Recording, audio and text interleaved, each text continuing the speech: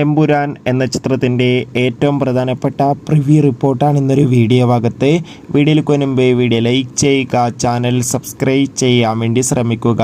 പൃഥ്വിരാജിൻ്റെ സംവിധാനത്തിൽ മോഹൻലാൽ, ടൊവിനോ തോമസ് എന്നൊക്കെ പ്രധാന കഥാപാത്രങ്ങളായി വരാൻ പോകുന്ന ചിത്രമാണ് എമ്പുരാൻ.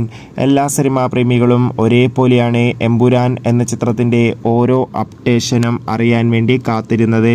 ഫൈനലി ചിത്രത്തിൻ്റെ ഏറ്റവും പ്രധാനപ്പെട്ട പ്രിവ്യൂ റിപ്പോർട്ട് പുറത്തു വന്നിരിക്കുകയാണ്. അതായത് ചിത്രത്തിൻ്റെ സെൻസറിംഗ് റിപ്പോർട്ടാണ് ആരാധകർക്ക് മുന്നിൽ പുറത്തു വന്നിരിക്കുന്നത്.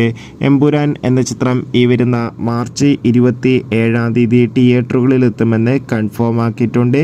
ചിത്രത്തിൻ്റെ ഒഫീഷ്യൽ ടീസറിനൊക്കെ മികച്ച അഭിപ്രായമായിരുന്നു ലഭിച്ചിട്ടുണ്ടായിരുന്നത്.